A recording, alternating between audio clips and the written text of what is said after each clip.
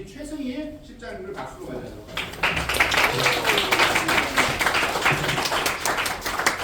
우리 실장님 그 코멘트를 이후에 발표가 끝난 후 해주실 겁니다. 또 자, 여러분들의 오늘의 그 발표를 위하여 하겠습니다. 자, 여러분들의 오늘의 발표를 위하여. 한국도로공사에 대해 간략히 설명드리고 가겠습니다. 한국도로공사는 1969년에 설립되어 도로 및 고속도로 인프라의 건설, 운영, 유지 보수, 관리를 담당하는 정부 기업입니다. 국토교통부와 연계하여 국가의 도로 및 고속도로 시스템을 관리하며 교통 안전과 편의성을 증진시키는 역할을 하고 있습니다. 한국도로공사는 대한민국의 교통 인프라를 관리하고 개선하여 교통 안전과 경제 발전을 지원하는 중요한 역할을 수행하며 국가 경제에 기여하는 기관입니다. 8조의 주제는 고속도로 졸음운전 예방 방안과 HRD와 뉴미디어 접목 방안입니다. 저희 선정 이유는 고속도로 졸음운전 예방 방안은 졸음운전은 고속도로 교통사고 사망자 원인의 30% 이상이고 기존의 다양한 방식의 예방 방안이 제시되었으나 제도적, 기술적 등의 이유로 아직 주요한 예방 방안이 없습니다. HRD와 뉴미디어 접목 방안입니다. 스마트폰의 대중적 보급 이후 뉴미디어의 발전이 지속되었고 한국도로공사는 현재 대면 집합교육과 줌을 활용한 외부 입학교육 방식을 활용하고 있습니다. 졸음운전의 기존 방안 및 한계점입니다. 럼블스트립입니다. 소위 노래하는 도로라고 알고 있는데 도로에 홈을 파서 이제 졸음운전을 예방하는 방안인데 소음으로 인한 주변 민원 그리고 보수 비용 및 시간 소요가 높습니다. 그리고 이제 운전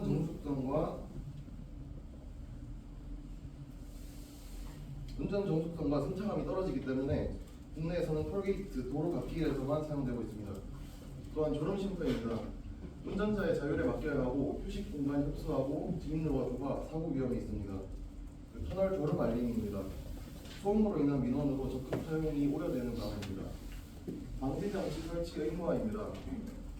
운전자의 적극 참여가 필요하고 시스템 오류 우려가 되는 방안입니다. HRD입니다. 대면 집합교육은 가장 기본적인 방식이지만 시공간적 한계가 존재하고 많은 인원을 한 곳에 이제 같은 시간에 모아야 하기 때문에 한계가 명확합니다. 그리고 주문 활용 교육입니다. 코로나19 팬데믹 이후 대중화가 되었고 공간적 제약은 벗어났으나 시간적 제약은 여전히 존재합니다. 대면 수업에 비해 양방향 소통이 어렵다는 문제점도 있습니다. 그래서 저희가 제시한 해결 방안입니다.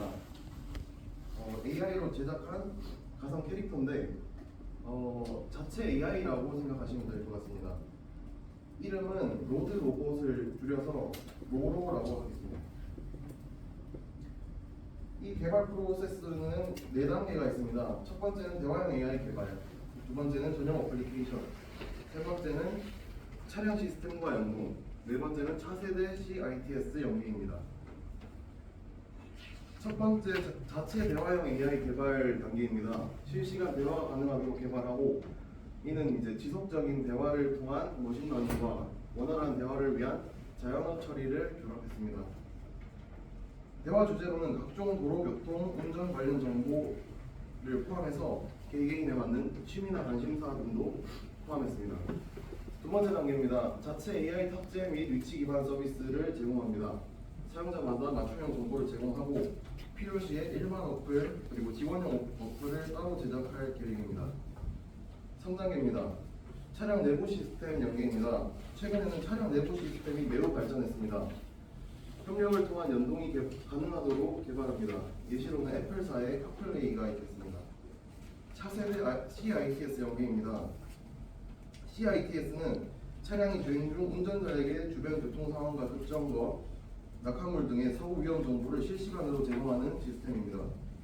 어플 사용자들의 실시간 위치와 기지국 센터 간 상호 정보 제공을 통해 원활한 운전에 도움을 줄 수 있도록 개발하겠습니다. 졸음운전 방지 방안으로서의 활용입니다. 첫 번째로 근본적 원인 해결에 도움을 줄 수 있습니다. 대화를 통한 졸음 퇴치, 그리고 간식 섭취, 창문 열기 등 스트레칭 등을 이제 졸음을 뚫기 위한 행동 강화는 이제 유도 가능하고, 두 번째로 도로교통 정보 활용입니다. 가장 가까운 휴게소 및 졸음 쉼터 정보 등 이제 단순 교통 정보 전달도 가능하고, 실시간 도로 상황과 전방에 주의해야 할 운전 정보를 제공합니다. 세 번째로 하루 누적 운전 시간이 과할 때 경고 알림입니다. 그리고 급격한 차선 이탈 등 운전 중 이상 감지 시 큰 소리를 내는 등으로 경고를 주고 있습니다. 이는 이제 럼블 스트립에서 모티브로 제작한 방안인데, 이제 럼블 스트립은 운전 정숙성과 그리고 승차감에 방해가 된다면 이 방안은 상황에 따라 각 차량에서 재생되기 때문에 민원으로부터 자유로울 수 있습니다. HRD와 뉴미디어 접목에 대한 활용 방안과 기대 효과입니다. 첫 번째로 전용 어플리케이션이 있습니다. 공사 내부 교육 내용 영상을 제작하고 전용 어플리케이션 내 학습 섹션을 도입합니다. LMS 기능이라고 생각하시면 될 것 같습니다. 그리고 두 번째로 AI를 통한 실시간 소통입니다. 대화형 AI를 통한 실시간으로 질문이 가능하고 단순 직원 교육뿐만 아니라 업무 관련 도움도 줄 수 있습니다. 예시로는 사내 특정 사업부 연락 전화, 이메일을 질문할 수도 있습니다. 맞춤형 시스템입니다. 다양한 공사 내 연령 비율을 가진 도로공사에서 이제 각 직원의 연령 및 직급에 맞춘 영상 혹은 자료 등을 제공합니다. 각 세대와 직급 간의 이해를 돕고 소통과 업무 효율성의 증대를 기대하고 있습니다. 마지막으로 우려점입니다. 첫 번째가 보안입니다. 모든 신기술이 그렇듯이 이제 보안이 중요할 것입니다. 특히 운전이라는 특수 상황이기에 더욱 중요하다고 여겨집니다. 비용입니다. 개발에 필요한 실질적 비용인데 적절한 지원이 필수적으로 작용될 것입니다. 적응 난이도입니다. 고령층으로 갈수록 AI에 대한 접근 및 적응이 어려울 수 있습니다. 그리고 마지막으로 가장 중요한 협력 여부입니다. 자동차 혹은 차내 시스템 개발 회사와 협력이 필수적입니다. 이상입니다.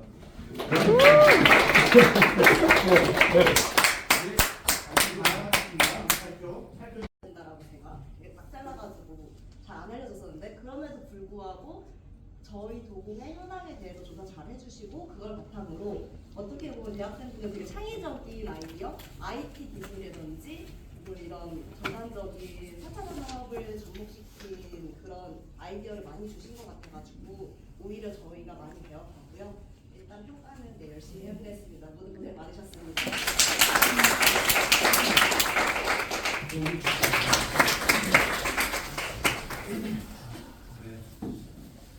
제가 여러분들 이렇게 발표하면서 느낀 게 굉장히 좀 제가 좀 전율을 느꼈다 할까요? 이렇게까지 잘 하는구나. 물론 저는 대학 생활을 오래전에 했기 때문에 지금하고는 환경이 많이 다르긴 하지만 거의 이런 시간은 한 번밖에 기억이 안 나요. 앞에 나와서 발표하는 거 자기가 자료 조사해가지고. 근데 실제 대학 직장 생활은 여러분들이 지금 좀 전에 이렇게 하신 그 부분하고 크게 다를 바가 없어요. 어떤 주제가 주어지면 이제 오다가 떨어지죠. 그러면 일단 먼저 문제점을 분석하는 거예요. 이 문제점에서 여러분들이 정말로 근원적인 문제가 뭔가 이걸 찾아내고, 그래서 이걸 갖다가 이제 해결 방안을 제시해 나가는 건데,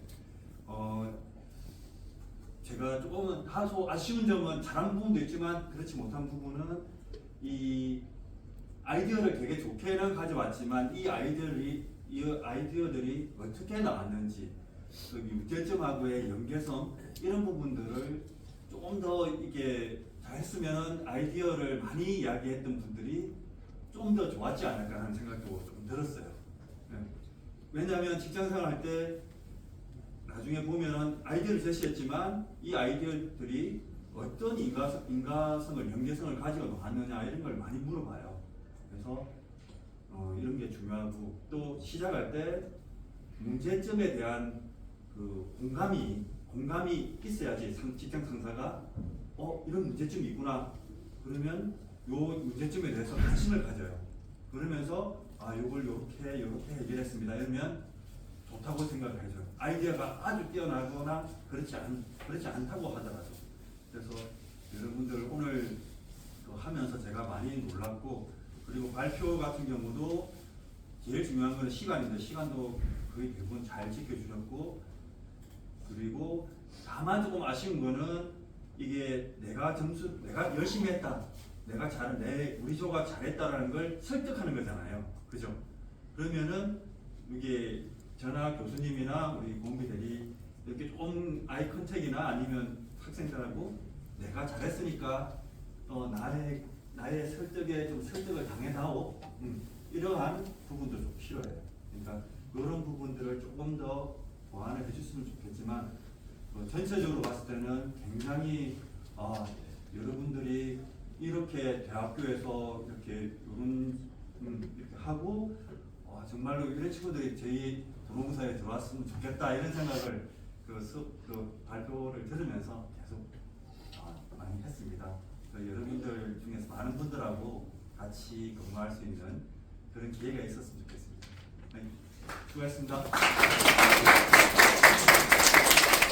다 나와서 설명드리겠고요. 우리 일조주자의 김동근 부장께서 일단 먼저 한번 잡아주시면 됩니다.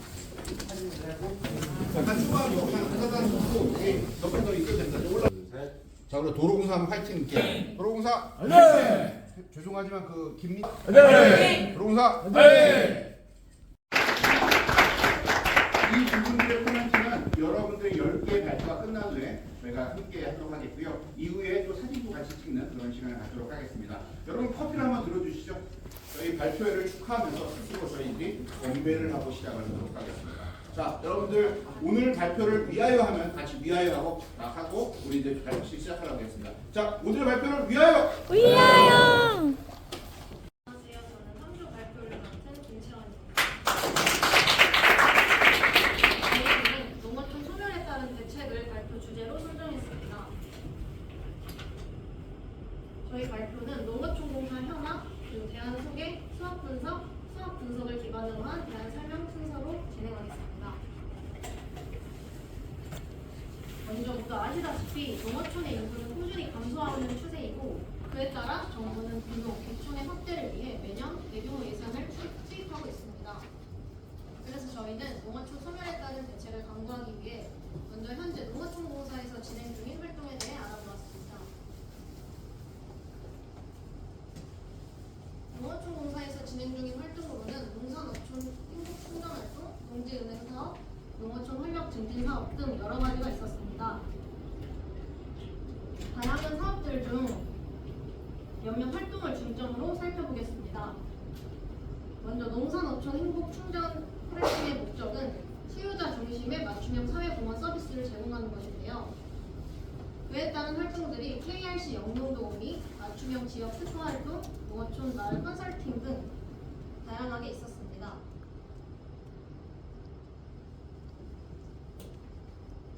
다음은 농지은행 사업입니다.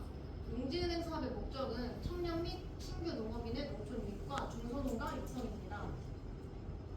이러한 목적을 달성하기 위해 다양한 농지 관련 정보 제공 및 농지 지원 확대, 중소농가 및 청년 농업인의 안정적인 정착 지원, 고령화로 인한 농촌의 인력 부족 개선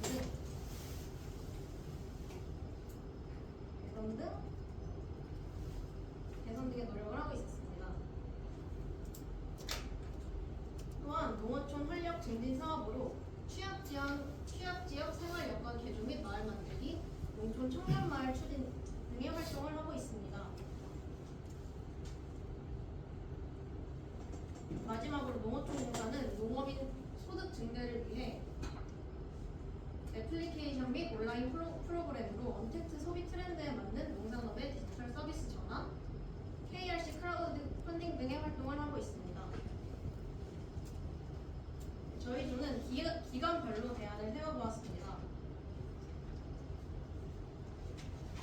단기적인 대안으로는 농어촌 출산 및 산업 지원 사업, 중기적인 대안으로는 마을 적응 지원 프로그램, 장기적인 대안으로는 초중고 체험학습 프로그램으로 농어촌 체험을 필수화하는 것을 선택했습니다. 대안들을 더욱 자세히 살펴보기 전에 저희 조가 한 수업 분석을 살펴보겠습니다. 네, 저희 조가 생각한 농어촌공사의 강점은 정부 지원을 통한 안정적이고 다양한 활동과 실행 가능성, 그리고 약점은 농업의 지속적인 쇠퇴 추세, 위협에 대응할 기반이 부족하다는 것이었습니다. 그리고 기회는 영농 현대화, 다양한 농업 획정을 통한 영농 개방, 마지막으로 위협은 이상기후로 인한 위기, 전국적 및 농어촌 요구 감소로 인한 지방 과소화였습니다.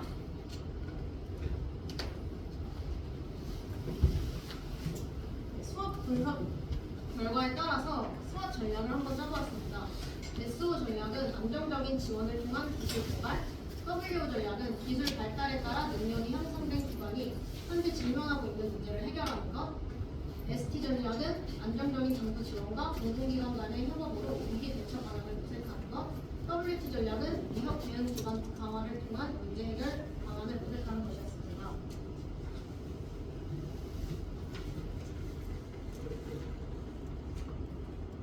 이제 수학 분석을 기반으로 한 저희 조의 대안을 말씀드리겠습니다. 첫 번째 대안은 농어촌 지역에서 출산 시 농업에 관련되어 개인 소유 가능한 자산을 지급하는 것입니다. 이 대안을 통해 근본적인 인구 문제로 인한 농어촌 사업의 축소를 방지하고 산업의 확대에 기여 가능하다고 생각합니다. 이는 중앙정부의 안정적인 지원이 있다면 해결 방안으로 적절하다고 판단했습니다. 저희는 이렇게 단계적인 문제를 파악함으로써 첫 번째 대안을 고안하게 되었습니다. 두 번째 대안은 마을 적응 지원 프로그램입니다. 요즘 사람들이 귀농, 귀촌을 꺼리는 이유가 원주민들의 텃세 때문이라고 생각을 하는데요.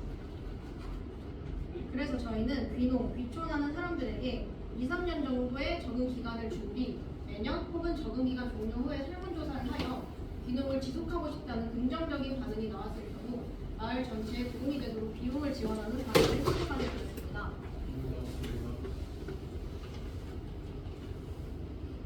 그래서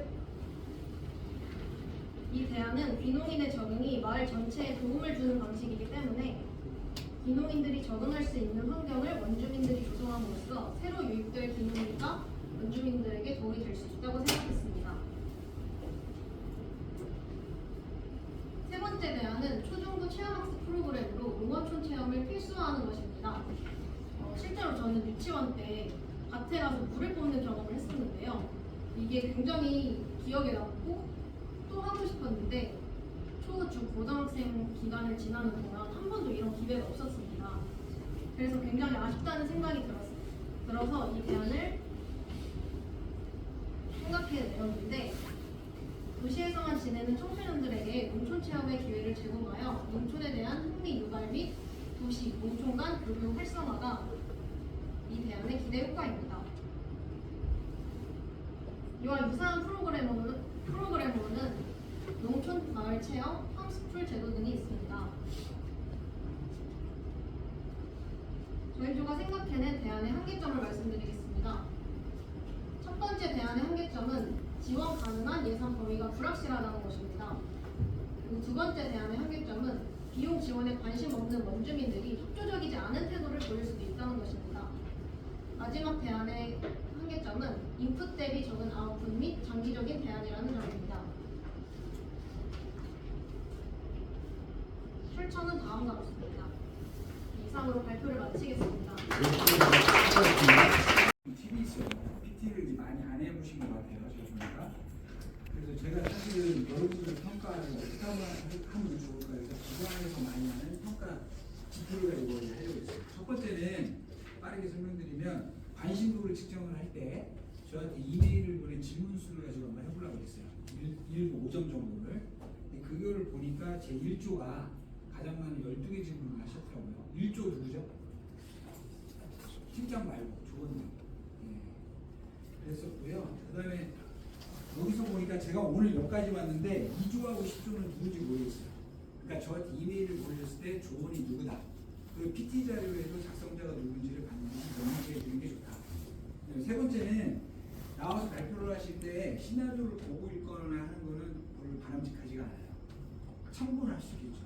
서서 PT를 보고 설명할 수 있는 연습을 많이 하셔야 돼요. 근데 연습하실 때는 나중에 기관에 오셔서 면접 보실 때도 쑥스러워하지 마시고 집에 거실에서 엄마나 아빠나 동생이나 오빠를 놓고 물병을 들고 연습을 하세요. 서서 엄마 나한테 이거 뭐 물어봐봐. 그런 연습을 하셔야 돼요. 그래야지 나중에 TV에 나오는 것처럼 PT를 잘하는 사람이 될 수 있습니다. 그래서 나오셨을 때 정확하게 자기 이름과 자기 팀원들 설명해 주시고 PT를 해주시면 좋을 것 같고요.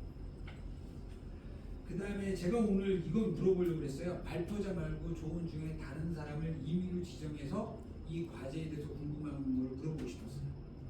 왜냐하면 잘못하면 발표자만 열심히 노력을 하고 나머지는 무임승차하는 경우가 있는지를 확인하고 싶었거든요. 그거를 못하는 게 좀 아쉽고요. 제가 10개 주에 대해서 코멘트를 다 해주고 싶어가지고 몇 개를 다 적었는데 오늘 할 시간이 없어서 좀 어렵네요. 다만 대부분의 오늘 발표하신 것 중에 공통사항이 한 2분 넘은 것 같은데 농촌관광 활성화 쪽으로 많이 잡으시면 돼요. 포커스를. 두 번째 외국인 이런 걸 갖다 놓자 이렇게 말씀을 하셨는데 농촌관광 활성화 쪽은 이미 끝났어요. 일본에서 이미 한 10년 전에 그렇게 우리도 뒤따라가서 열심히 했는데 왜 문제가 됐냐면 관광을 원래 2004년에 지금부터 20년 전에 정부에서는 전국 농촌 중에 100군데를 선정해가지고 사업을 진행했어요. 우수마을에서 그 마을이 모멘텀이 돼서 이끌어 나가자. 근데 대부분 실패했어요. 한 20-30개 마을만. 왜냐하면 쉽게 생각해보세요. 그 마을의 소득 증대를 위해서 정부가 관여해가지고 성공을 할 수 있을까요? 여러분들의 주식 투자를 정부가 도와줄 수 있어요? 안 되잖아요. 그래서 그거 참 어려운 정책이었던 것 같고 외국인 이주를 통해서 하는 방법도 사실은 요즘 학교도 문제가 많거든요. 지방에 있는 국립대학들도 중국인 학생들도 많이 오고 동남아시아 학생들도 많이 오는데 그 사람들을 단순 노동 인력으로 유치를 해서 정부가 팔을 걷어붙이는 나라는 거의 없어요. 그런 거는 노동 경제 시장에 맡겨야겠죠. 거기에 맡겼거든요. 그래서 과연 그럴 때 농업중공사가 어디까지 계획을 할 수 있었을까 그런 게 좀 아쉽고 그 다음에 아까 말씀하신 것 중에 일부가 이제 뭐 유튜브 활용하고 주요 사례에서 그런 말씀을 하시는데 과연 우리 공사에서 주요 사업을 홍보해서 얻을 수 있는 이득이 무엇일까? 저는 그런 생각이 들어요. 왜냐하면 어떤 공공기관도 자기 주요 사업을 홍보하지는 않거든요. 그리고 이제 또 아까 아이디어는 좋았어요. 청년들을 지역에서 채용해서 시간 선택제 하자. 시간 선택제라는 거 아시는 것처럼 유연근무랑 틀리게 임금이 떨어져요. 그리고 지역에 가보시면 대학이 없어요. 시골에 군 단위, 면 단위에 가면. 근데 그 청년들을 채용해서 현장 근로적으로 쓴다는 게 굉장히 어렵거든요. 왜냐하면 그 마을에 있는 물길이나 수로나 저수지 이런 걸 다 알아야 돼요. 그러니까 그렇게 고령화되신 분들을 쓸 수밖에 없고 또 그런 분들을 참고로 우리 지원 채용은 아니고 보급이라고 해서 외주 운영해요. 그리고 이제 저한테 질문 주신 분 중에 한평에서 수고 감시원 한 분 사망하신 것도 사실은 공사 입장에서는 그렇게 말하면 안 되겠지만 100% 우리가 그렇게 비오는 날에서 작업 지시를 한 적도 없고 외부적으로는 말 못할 편이 있어요. 가정의 문제가 있는 것 같은데 그래서 여러 아이들이 좋았던 것 같아요. 그래서 제가 오늘 보니까 발표하시는 능력들을 조금만 더 따라하시면 좋을 것 같고요. 대부분 스와트 분석이나 패스트 분석이 너무 치중된 게 너무 많아요. 발표 자료를 보면 그거 다 끝났어요. 대안을 딱 제시하셨는데 그 대안에서 공사가 어떤 점을 해줬으면 좋겠다. 그런 걸 오히려 이런 거 나중에 어디 가서 발표하실 때도 스와트 분석 쪽보다는 스와트 분석은 나중에 매트릭스 된 거 하나만 딱 발표를 하시고 바로 넘어가서 대안 중심으로 심도 있게 발표를 하시는 게 임팩트가 있을 것 같아요. 그러니까 패스트 스와트가 다 끝났어요. 대부분이. 그래서 그런 것만 하시면 나중에 발표 잘 하실 것 같습니다. 고맙습니다. 아주 좀 좋은 또 기념품 가져오셨는데 저희 좀 이따 이렇게 다 나와주시는 걸 하고 먼저 사진부터 같이 찍도록 하겠습니다. 자 나와주시죠. 요거 하나씩 좀 사진 뒤에